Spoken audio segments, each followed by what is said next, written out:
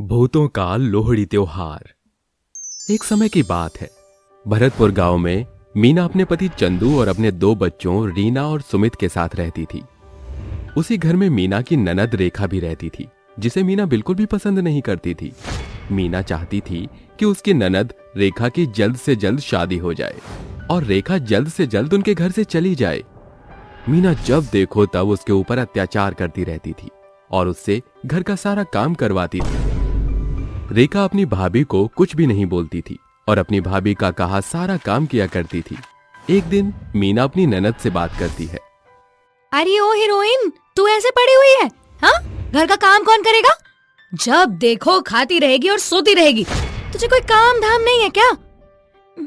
भाभी, मैंने तो सारा काम कर दिया है और सारा काम खत्म होने के बाद ही मैं बैठी हूँ। अच्छा, तो ये जो इतने सारे कपड़े पड़े हैं वो कौन धोएगा? हाँ, तुझे हम इसलिए रोटी नहीं खिलाते कि तू हमसे जुबान लड़ाए। भाभी, मैं जुबान नहीं लड़ा रही हूँ। कल ही कपड़े धोए थे, आज अगर फिर से ज्यादा हो गया तो मैं फिर से धो देती हूँ। तू यहाँ से जाती है या नहीं? बेचारी रेखा रोते हुए कपड़े धोती है और खुद से बोलती है, अगर आज माँ बाबा जिंदा होते तो आज मुझ पर ऐसा जुल्म नहीं हो रहा होता।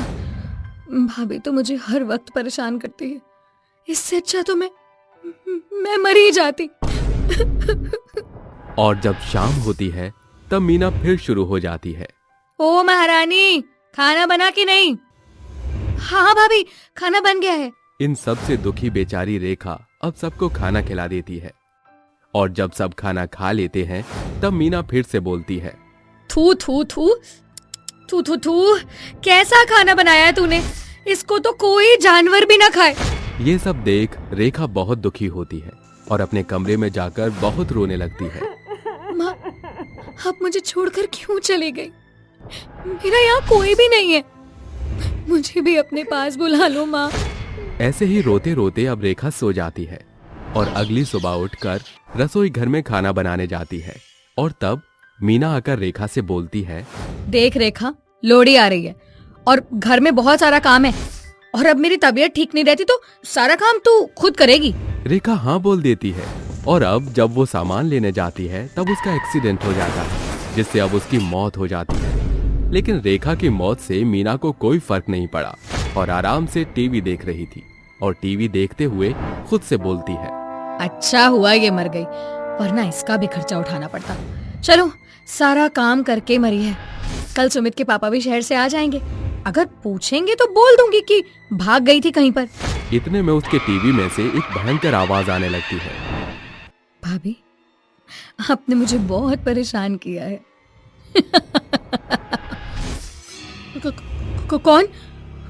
कौन है यहाँ पर? भाभी, कल लोहड़ी है, मैं अपने सभी दोस्तों के साथ आपके पास आऊंगी।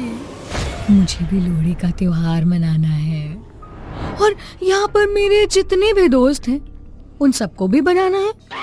मीना बहुत डर जाती है और अपने बच्चों के कमरे में जाकर चुपचाप सो जाती है। और जब अगली सुबह होती है तब चंदू शहर से वापस आता है। चंदू सबके लिए कुछ न कुछ लेकर आता है और अपनी बीवी मीना से पूछता है, अरे मीना, मेरी छोटी बहन रेखा कहाँ पर है? मुझे दिखाई नहीं दे रही वो। मीना मगरमच्छ के आंसू निकालते हुए बोलती है, चंदू जी, आपके जाने के बाद तो वो हाथ से ही निकल गई थी, पता नहीं कहाँ किस लड़के के साथ भाग गई।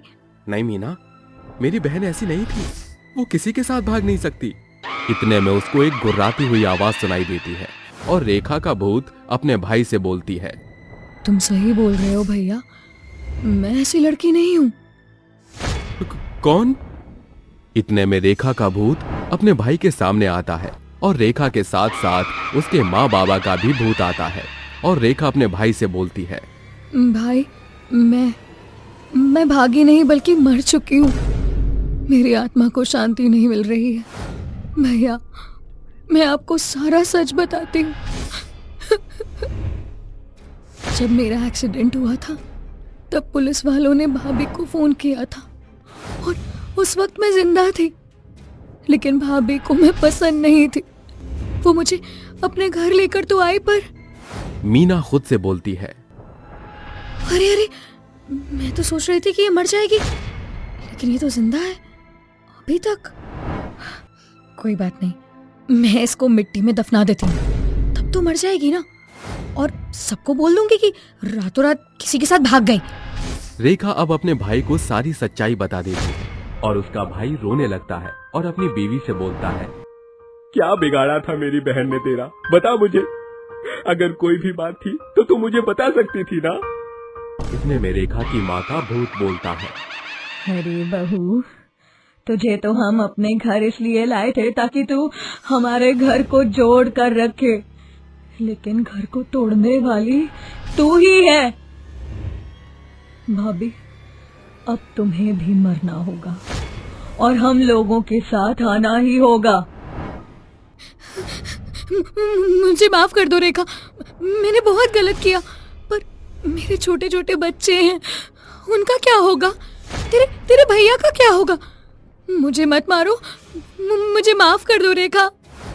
मीना गिड़गिड़ाती रहती है, लेकिन रेखा उसकी गर्दन पकड़कर उसको हवा में लटका देती है और गुस्से से रेखा की आंखें लाल होती हैं और गुस्से में रेखा का भूत बोलता है, तुझसे क्या मांगा था? बस यही ना कि अपने भैया के साथ अच्छे से लोहड़ी मनाऊंगी, लेकिन तूने मुझे मार दिया। इतने में चंदू बोलता है, रेखा अपनी भाभी को छोड़ दे, उसको सजा मिल जाएगी। तू हम लोगों के बारे में सोच कि हम लोगों का क्या होगा।